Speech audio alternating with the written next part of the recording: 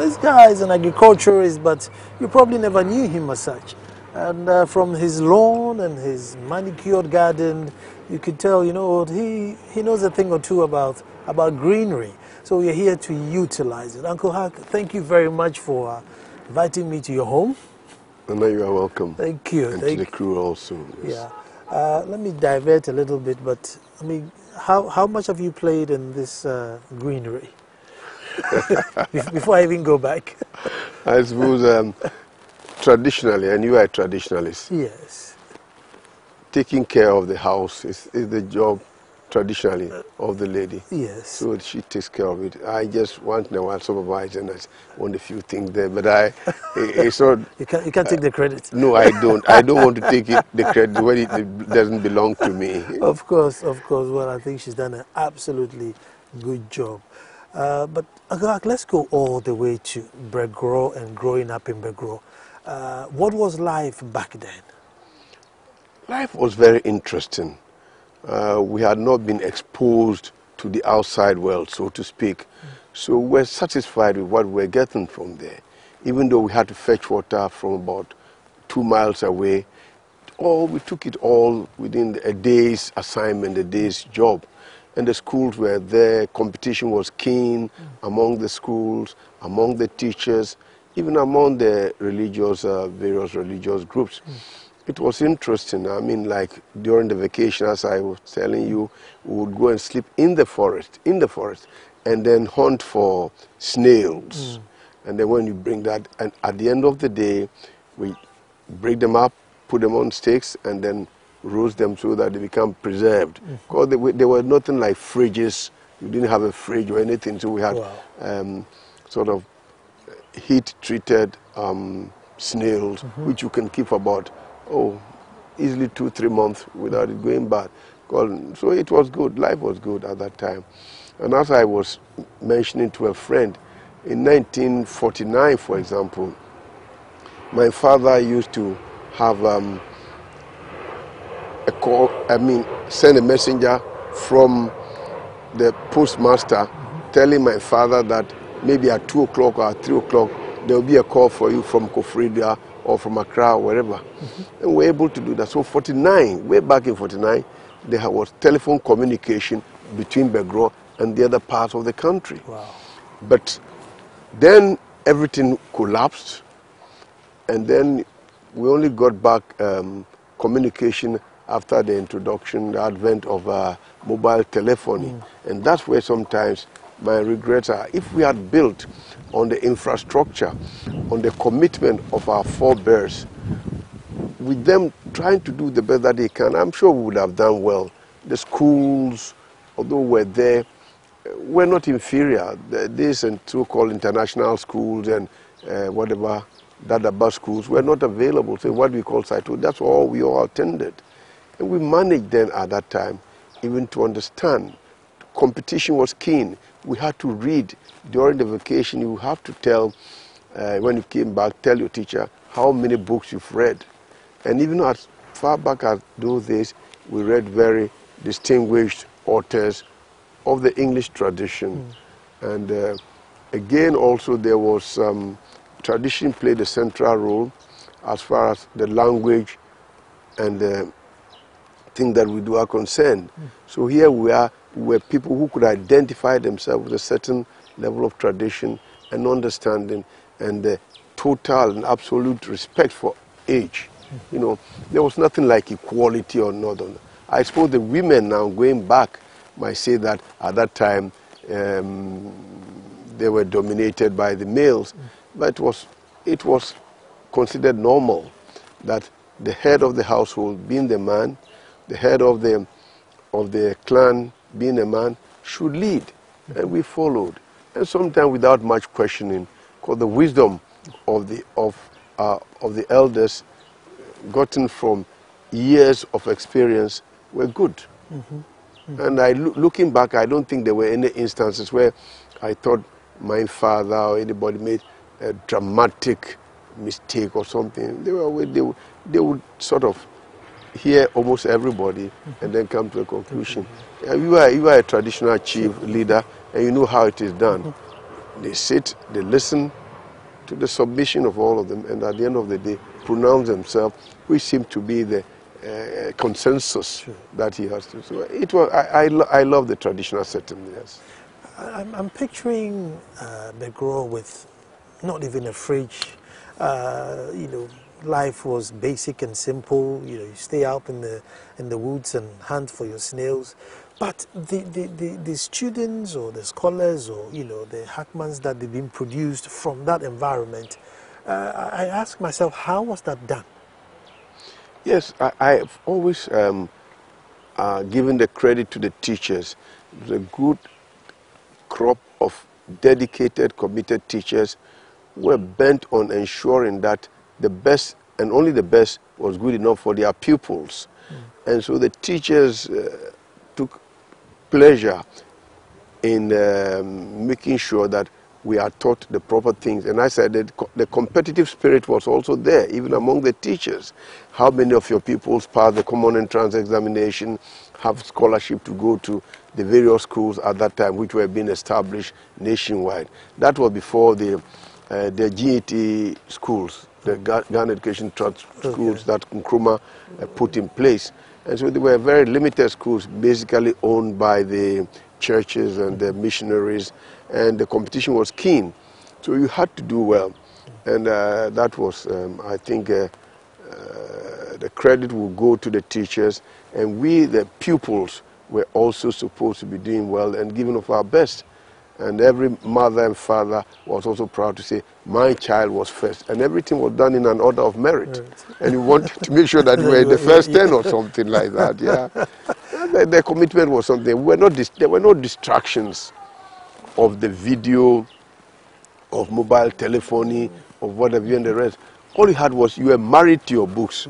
Married to your books. And you wanted to do well. Okay, let me fast forward, because I know I don't have enough tape, I don't have enough days or even years to cover your life story. So I'm going to fast forward straight to university. Which university did you do? The University of Science and Technology in Kumasi. It was then. But when I entered, it was actually Kumasi College of Technology. I see. And then whilst we were there 2 months later, after I've entered in 1961, after coming from Snoggersons, then it was turned into a university. But the interesting thing that even in those days, to get to the university, apart from your O-level and A-level, you needed to pass a special entrance examination, you see. You know, the scholarship examination, sort of. And we did that, and then got in here. And then because you had scholarship, and then even pocket money. I remember very well, I had the opportunity to go and do medicine in Germany.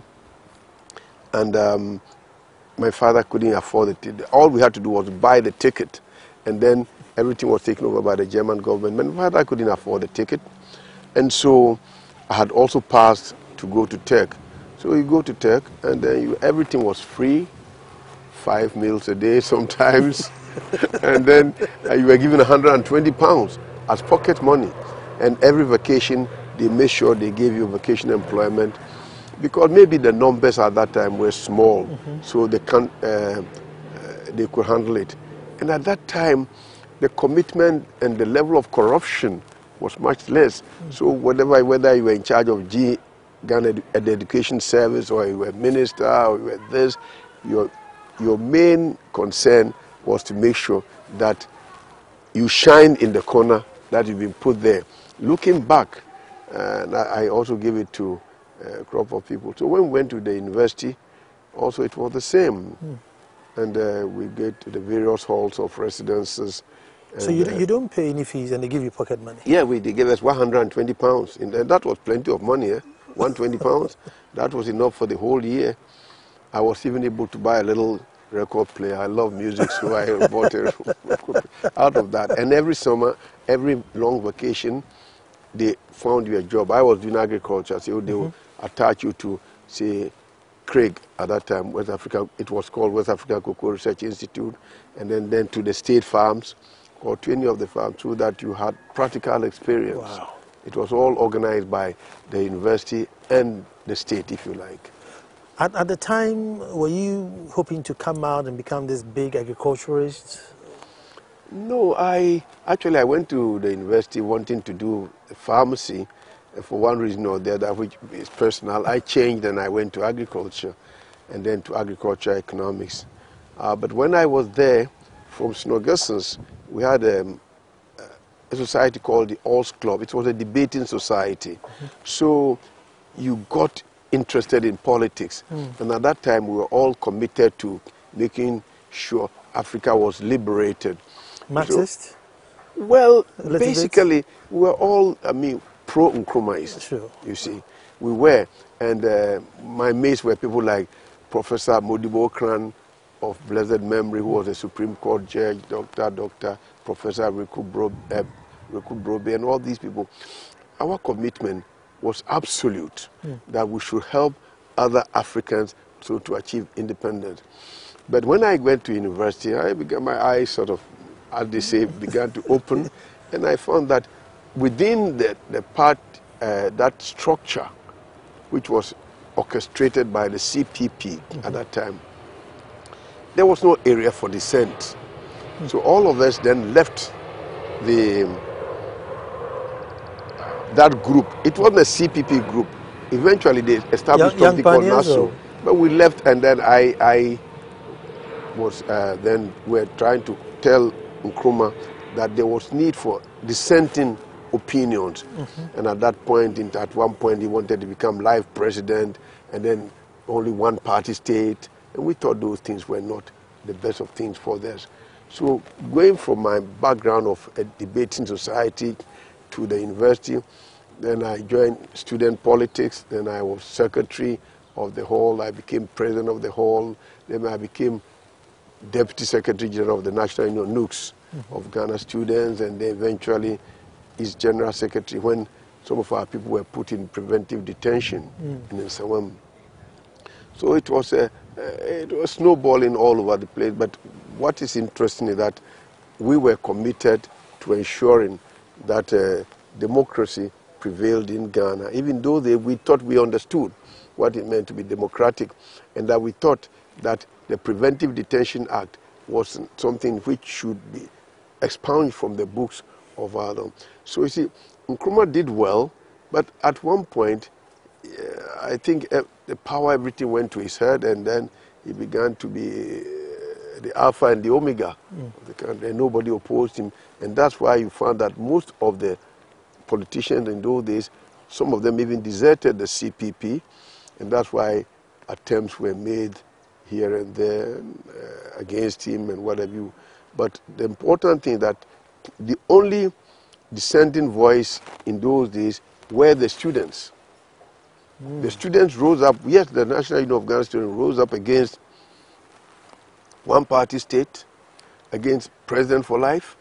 So we're leading the struggle. And that's why they put some of our first batch of students into preventive detention. Then the next batch, then when I took over as General Secretary, that batch included people like me. And we had to scatter, but still operate in the night. At that time, Cape Coast was not a university, it was a university college of the University of Ghana. So there were two universities, our university and the University of Ghana. So the role of students at that time was crucial. So by that time, your course was set. I'm going into politics. Well, I didn't quite decide to go into politics, but I think because of the fact that I was a student leader, I got involved in that to the extent that even when I joined the United Nations, by my second year, I was the vice chairman of the Staff Association, always agitating for something good. That's what it was, really. So at the university, there again, I think we had committed and dedicated lecturers, mainly foreigners, but then they began to come in a crop of young Ghanaian lecturers like Professor Alote, who is a renowned physicist, and a few other people who were also there helping us to move forward. But the credit for the University of Science and Technology, I would always give to Dr. R.P. Bafo, who was the first, if you like, Vice Chancellor of the university, and the way he was able to move the university forward because he had the ears of the President of the Republic at that time, Nkrumah, And then, he did very well. And people like him, Professor Kwapong, from Ekropon, also from University of Ghana, they did very well. They took over from the white people, and our students were brilliant. I mean, I remember very well where we were being supervised by University of London. I mean, we mean University of London, Imperial College of Science and Technology, And I remember very well when they did the engineering drawing from the Faculty of Engineering, when you had to send it to overseas for marking, they saw it, they said, how can African boy do this? I don't think it's possible. So they flew in 3 professors and then set up new questions where they supervised it. To make sure it was sure. And they did it better than even the first one that they sent, I'm going to take a break people were coming from Nigeria, from Ibadan and all over the place to attend the University of Science and Technology, the engineering school and the agriculture school. They were good. I'll take a break here. When I come back, we'll move forward to his professional life. We don't have enough time for that, but we'll cramp it all in. What an interview. Stay tuned.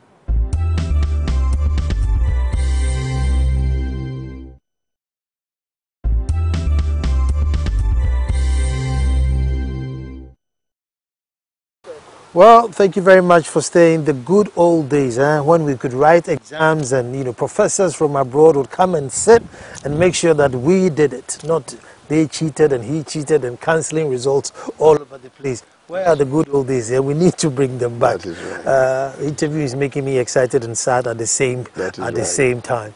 But Uncle, professional life, you've done a lot of international relations.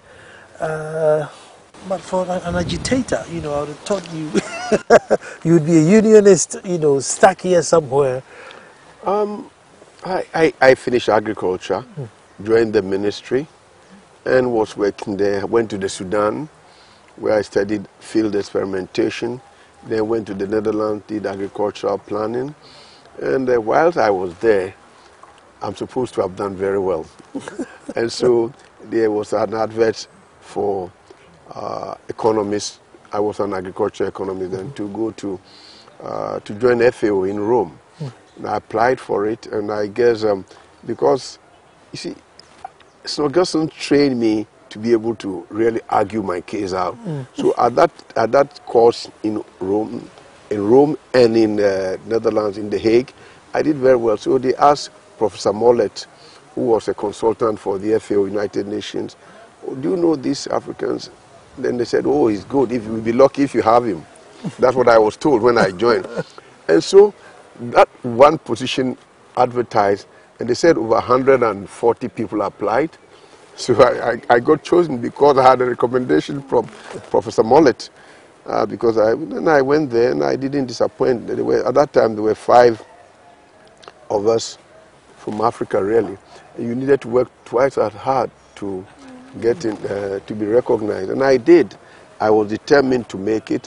Where I've come from, my father, my family, and everybody being educated. And I remember when even as Snodgrason, I had to come home for 3 months because we couldn't pay the small fees, only £57 a year. We couldn't pay. So I was determined to work hard. And we worked hard. Those of us who were there at that time, J.H. Mason was on the other side. I was in Rome, Chris Acton, and Mr. Annan, and we all did very well. So we moved on. So fortunately, I was able to progress very fast, and within 8 years, I was promoted 6 times, and I did well. So here was an African who was determined to do well, so it was good. Then I was made the representative for the FAO in Zambia. At the same time, with concurrent accreditation to Malawi, and then eventually Zimbabwe when it became independent in 1980. So I was in charge of all those things. But the most exciting part of the whole thing, I'm sure you'd say because I'm political animal, was when I was put in charge of the FAO. The FAO was the biggest UN organization, assistant to liberation movements in Southern Africa. So I dealt with ZANU, PF, and SWAPO, and ANC, PAC, Frelimo, and these young people used to come at that time to Zambia. I would distribute the food from World Food Program. At that time, it was under the tutelage of FAO. We would do that and also speak to them and encourage them to learn. And then there was the Institute for Namibia, which was training people in preparedness for that. That was exciting and encouraging them and always making sure that they never lost focus on what they were supposed to achieve for their country. Wow. So when South Africa, so I knew people like Nkomo, Mugabe, Mbeki, all of them before even they became independent, because they were refugees in Zambia. Okay. And the present president of Namibia, Hage Geingob, was my closest pal. We used to go to nightclubs together. So we're working out, we were young, but committing. So it was interesting, and that's where I took from. So because I did 10 years, and then from there I was transferred to the Caribbean. I was in charge of Trinidad and Tobago, Guyana, and Suriname. Wow. Again, pushing agriculture and rural development. But again, the most interesting part is when I got there in '84, there was the famine in Ethiopia. If you remember, maybe you might be too young. Yes, I remember the famine in Ethiopia. It was such a harrowing experience, seeing the people, how poor, how depraved they were. So I went around giving talks and collecting money. I raised 1.5 million. Really? Gave it to our organization to go and help Ethiopia in those days. So that was also exciting. And so from there I was then again promoted to become the chief of the Regional Bureau for Africa. So I was in charge of the whole of Africa, doing the things that I did. And in that capacity, and it was later on to affect my other career politically, I got to know every head of state in Africa, because I was in charge of Africa. Yeah. So I was traveling. There was not a single African country that I didn't travel to. Gaddafi, did you meet Gaddafi? Oh, yes. And so then they all became sort of friendly, and either they were either freedom fighters or they were presidents before, prime ministers. And so when we came back and decided to revive our party, indeed, I was still working for FAO UN, and I took off a year to come and say I wanted to change to go to UNDP. And I came home and I thought I would stay about a year, build my house and what have you and the rest. During this period then, 89, 90, we began to have underground movements for the restoration of democracy. You know, J.J. Rawlings at that time was Be It All and the dictator par excellence. So we had this underground movement, and then when the ban was about to be lifted, then my house, just opposite the Standards Authority, I was the first to build in East Legon, by the way, the first in 1975. Whoa! Yeah, when I was the UN. So we used to have the meetings there. We wrote the Constitution there. We wrote the manifesto there and everything.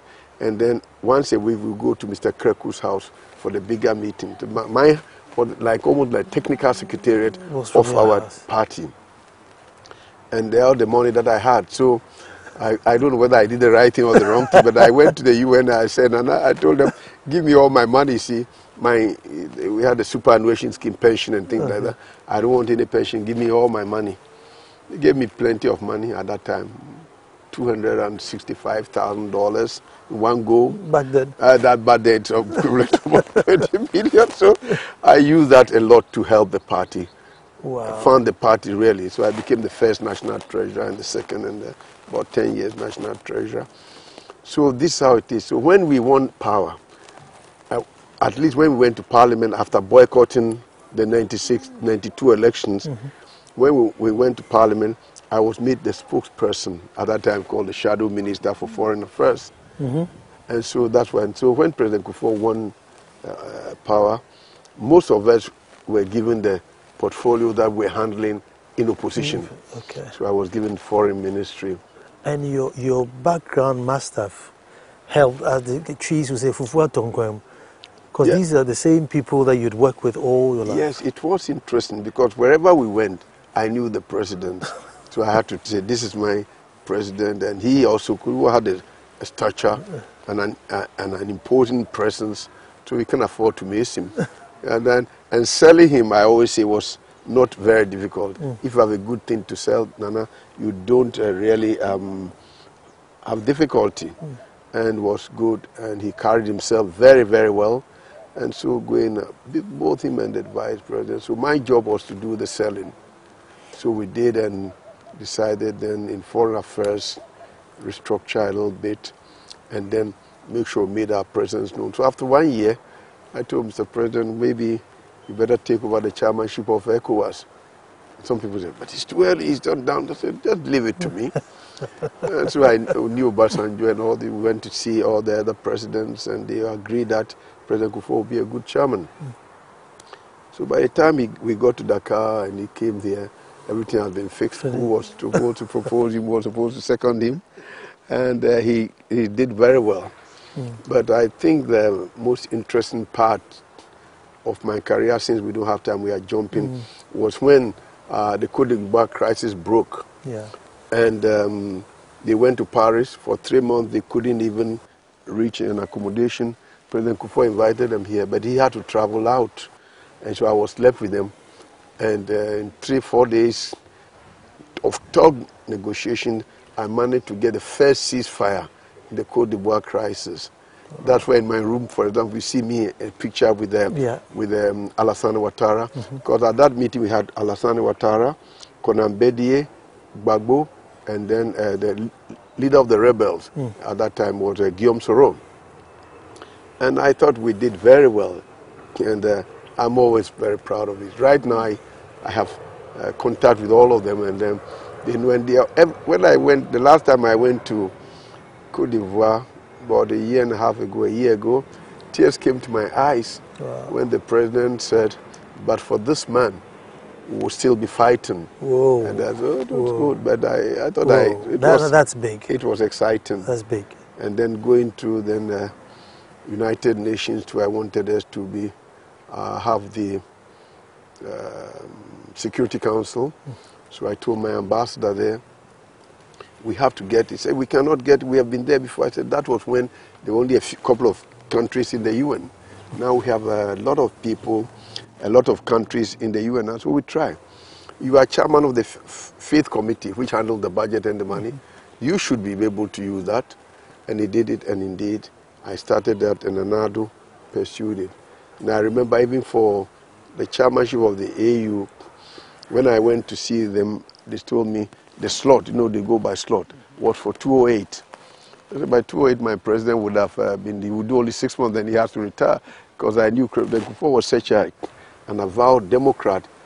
It never crossed his mind that he was going to stay beyond the 2 years. Yeah. Well, as some other people were saying, because we were instrumental in getting people like Chiluba and them to abort the idea of a third term and things like that. So I went there and they said no. So they said, well, the slot of 207 is for Angola. And so if you can convince Angola to swap. And then I remember that Dos Santos, when he was a freedom fighter, I was with him. When he became president, I was also then also with him in Zambia. I had pictures of him, so I went to see him with my pictures, and he remembered me well, and he said, okay, look, no big deal, we can swap.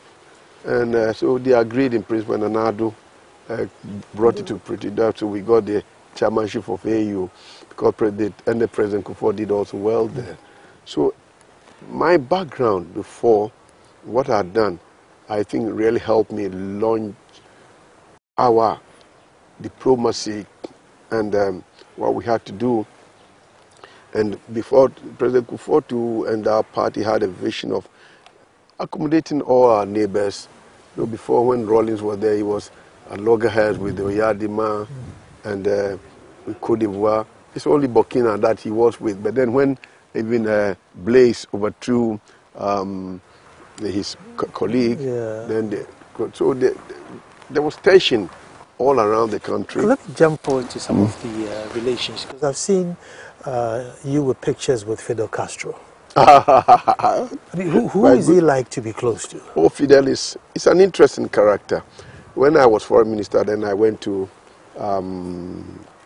Cuba because we had this memorandum of understanding where they were helping them with doctors as well as other areas of commitment. So Cuba at that time was even producing vaccines which were important.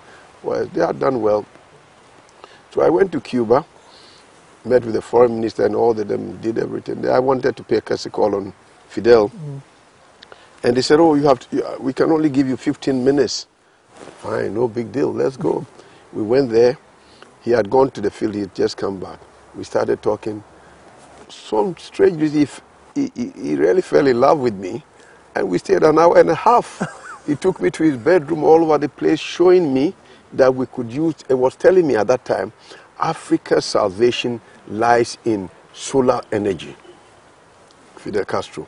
So he took me to his bedroom to see that his television, everything there is powered by solar. Wow. Fidel Castro. And so, but when I was going, I was also quite smart. I bought him an anti-smoke battery, anti-smoke from the north, beautiful. And so he put it on and then they started modeling, you know. He's quite an interesting character. I was doing the catwalk. I'm going to take a break here, and then in the next segment, of course, I'm talking to a political man, and we need to look at politics, what's happening to the MPP today, and indeed what's happening to our Ghana today. Can we get it back? This idea of one-term president and one-party state, could that have been the right option for us now that we are all tearing each other apart? Isn't it going to be exciting? Don't even move. We're coming back.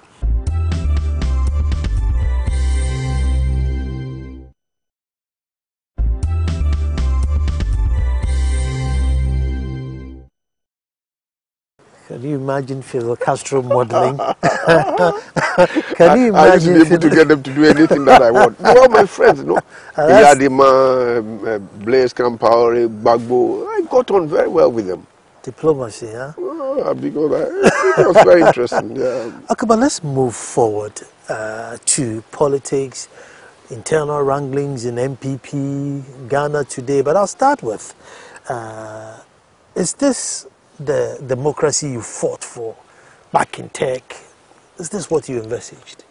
Well, yes, people fashion their own destiny. And we as a people, so in some instances, seem to have lost completely sight of what our ultimate goal would be. For me, my basic principle for entering politics was to help to improve the total well-being of our people, move them out of the quagmire of poverty to a higher plane. The resources that had been put at the disposal of this country from the time of independence till now is such that we should be a middle income, upper or mid-first income country. But we have not managed to harness our resources well, and that's what has brought us to this stage. And sometimes my heart grieves that thing that we could have done. And then we are obsessed with self, trying to make sure that we always are the beneficiary. But the beneficiaries must be the people of Ghana who voted for you to get into power. And as far as I'm concerned, when I was even minister, I never bothered who was behind what project or whatever. So long as the project was good for somebody. And I think the present level of corruption and gives me a lot of concern. And I think that we've lost focus as a nation as to where we should be going, as to where we should be heading. We have the manpower, the human capital, unparalleled in any from any African country. Look at how well you are doing, Nana, and what your intentions are for your people. If we have vision, and everything in Africa goes around leadership. Now, I remember going to Morocco, met the king, and you saw that he gave me some carpets, and then that ceiling there is handcrafted Moroccan ceiling that I got from there. Met the king, and then there was a meeting of quite a lot of the foreign affairs ministers and what have you, and I was supposed to make a presentation. I said, to see how best we can push Africa forward. I said, Africa's problem is leadership. If you have the right leadership, lead by example, leader, a selfless leader, you are bound to impart this on the people. And wherever, I don't know, but the good Lord gave me this enthusiasm. Wherever I've gone, I've tried to make a difference. President Kufuor gave me the privilege of serving as Works and Housing. I changed the name. I proposed a change of name to make it Water Resources, Works and Housing, because water is vital. Clean water and the UN Millennium Goal, Development Goals, and what have you. In the 2 years that I was there, with a lot of enthusiasm and effort, I managed to have 8 major water systems. If you take my own Tamale, Takoradi, Sogakope, then Kumasi, then Mankesim, then Kwanyakun, and all these things, you know. And even Kofredia, for example, had built a house there, and for 15 years, not a drop of water had gone through the pipe. But it's so close to, not too far from Volta, and then from where you preside over your little kingdom. Yeah, my little republic. Your little republic. And so we did that, and we took water from the Volta all the way along there to Kofredwa, and there was so much water, so beyond we took it then further to Tafu and a few other places. The enthusiasm was there, and I got people working. Most of the time I would stay in the office till about midnight, 1 a.m. I didn't care who was the originator or anything. I just did. And I didn't take a cent from any of them. So my commitment was to make sure that I can someday be said. Let me interject. You see, you didn't take a cent because, if I may use the word, you are a made man. You've gone to your school, you've roamed the world over, built your contact, built your anything. So whether you were made that, were put in that position or not, you could still live the same life you're living. It wouldn't go up or down. But there are people who are unfortunately, that is this. If you take that office out of their lives would need calm down. And so they would have to take a sense to maintain. So, no, you see, this business of not learning at the feet of those who had, I had the privilege of learning at the feet of the leaders before. I think the main problem is that if you take somebody who had finished university, never worked before, and all of a sudden is a deputy minister or is a minister, maybe preoccupation, when do I build a house, when do I get a car, when do I do this? And so I believe that we should get people who are committed to the nation, because when you get to the ministry, and believe you me, the public servants are really, they can take you by their little finger and run you around like this if you don't know what you do. And the public servants are most of the time in control. And if you compromise yourself, then you are finished. And I believe that the Minister of Health should be experienced. Yes, it should be a good balance and blend of experience with the young ones who have a lot of enthusiasm also coming along.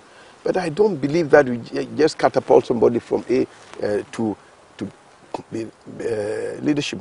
I mean, like if you take the field of agriculture, when I know how complicated it is, you need somebody a lot more experienced to do that. So if you don't have that, then the public servants, and the public servants, they are the ones sometimes who are holding back this country. If I took you back to Kumasi technology today, and you had to agitate all over again for Ghana, would you still say yes, multi-party system, let's go, or would you say no, hold on, let's educate the masses to where they can understand what it is that we are imposing on them? No, see, democracy and ruling the people should not be an imposition. You should manage to take them along with you. That's what I'm talking about, leadership. When you're a leader, the respect that you have from the people is earned. It's not imposed. So that is it. But multi-party democracy still remains the best form of governance for us and for anything. Left me alone, I would prefer the Westminster type of democracy, which you are used to. For example, where the Prime Minister is in Parliament and we all argue and then and then push it forward. This country, the President is too powerful.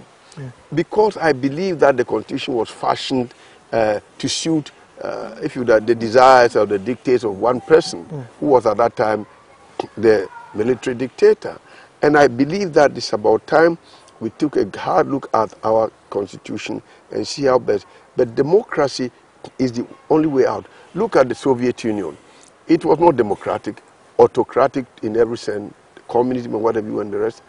Did you hear of any billionaire Russians at that time from Soviet Union? No. But when, with the advent of perestroika and glasnost, when they collapsed, and then there was the energies of the people were liberated. Look at what they are doing. They are even buying Chelsea and they are this club and that club. So you need to let the ordinary human being realize his or her potential. But don't put any obstacles in his or her way because of politics, because of ethnicity, because of color or anything. Let everybody achieve his maximum that he can do. Okay, one of the shows I'm going to do is called The Price of Freedom. Is it not costing us too much? We seem to have the absolute freedom in anything we choose, be it religion, education, politics, business, import, export, this. There's no limit structure. It's like do whatever you please. Isn't it costing us too much? Shouldn't we say, look, there is party, but maybe let's restrict it to 3. There is this, but let's go to this point. Rather than, look, 100 parties, no problem. 200 parties, no problem. Nana, I think we must look at the issue in a different context. I mean, if you are democratic, it doesn't mean that you shouldn't do things well. Right now, I am convinced that at the port, we don't even collect 50% of what we should collect.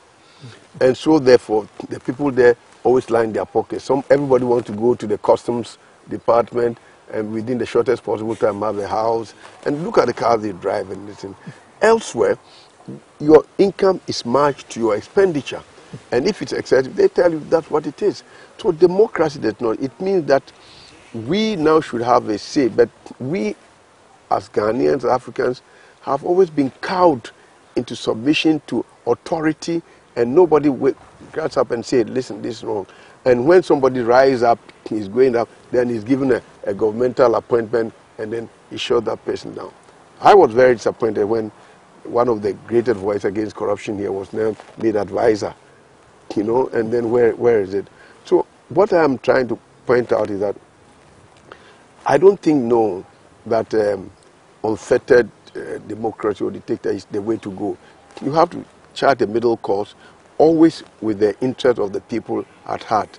So I have no regrets at all in totally supporting democracy the way it is. But all these small parties, then if they meet the rules of engagement, let them be there and then do what they want to do. But at the end of the day, I think that the advantages of incumbency, the public service must all be structured. Look, in UK, it doesn't matter who is in government. The permanent secretary, they call them, or here chief director, will always deliver. But here sometimes the chief directors and the directors are trying to think, what is my master thinking? This man belongs to this party or this tribe or that tribe, so I should not do anything about it. This is our bane. And then sometimes they want to become more Catholic than the Pope. And sometimes even the minister will say, okay, it doesn't matter whether it's for MPP or PPP or NDP or whatever, we want him to go. And the technocrat there, he say, no, I want to please my master, so I have to abort it. And various initiatives are done. And then, one thing that I want to take the opportunity, although it didn't ask me that question, is our ability to get value for money that we expend. The inflation of project prices and whatever and the rest. I mean, we have to get a public service which is capable of doing due diligence. I don't believe in the due diligence that's given to all the various crown agents or whatever and the rest. Let us do. Have they built a similar project elsewhere? How much did it cost them? People are saying that, for example, the gas project shouldn't have cost even 700 million. Now we are in excess of 1 billion. Somebody told me that our gas plant was bought through a company in Dubai when the thing was made in Canada. Now, I started my campaign long time ago. I remember when I was with the UN, I was diplomat. They were going to buy vehicles for government, and then they bought it through a private dealer. And I said, but why can't you buy that? You get 15% all over the place. And we don't do that. And the public servants then are the ones who come and tell you, this is what it is. We don't have the wherewithal to vet. Okay, I've run out of time. My last question to you is there any decision you took politically that, looking back, said, no, that was a wrong decision? I would have taken a different road. You've caught me on the wrong foot. I have to think, because I thought most of the things we have been doing has been the right thing. Maybe, yes, maybe. In 1992, we as a political party decided not to contest the parliamentary elections because the presidential elections was tailored to fit Rawlings and whatever, even the rest. And we took a decision. At that time, I wanted us to go, and some people, but the majority said no. It was a decision that I did not take, but what we took as a political party, and I think that if we had gone at that time, we could even have gotten more seats and then open our eyes and be vigilant and policed, quote and unquote, the polling station where we could even have gotten the majority. It's going to be difficult. 30 seconds. What Ghana do you want to see in the next 10 years? 30 seconds. I want to see Ghana with a band of dedicated young people, committed, imbued a sense of patriotism, responsibility, and with a desire to move our people out, as I say, of poverty, and to make sure that the Ghana that we all love is never shortchanged. I want to see a Ghana where the leadership is committed, visionary, and bold, that we can all support to give the thing that we do.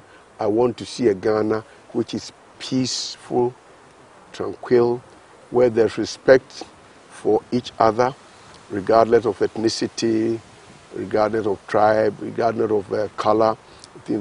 I want to see a Ghana that will rise and become truly the black star, rising black star of Africa. India has done it, every people have done it, and I believe we can do it if we rededicate and commit ourselves to achieving what is good for this nation and not what is good for ourselves, what is good for the bulk of the people, move them, as I say, from the quagmire of poverty and deprivation to the promised land, which is a good place for the people. The legendary Hackman Owusu Agyemang, isn't that exciting? You know what, I'm going to come up with this good governance, and whose good governance are we practicing? I need to come up with a topic like that and see if I can get Uncle Hackman's time so we can sit here and really debate. But this has been an interview and a half. Uncle, thank you so much. Well, and I thank you for coming. I want to shake your hand with all the rings there. I'm not sure. It's good speaking to you and your crew. Yes. Thank you very much for the opportunity. I'm sure we shall have more room to interact. Yes. We need to, I think, begin to have a crusade to educate our younger people. And we will. And make sure. And we will. Thank you. God bless you. Until next Friday that I come to you with a different personality, have a beautiful week.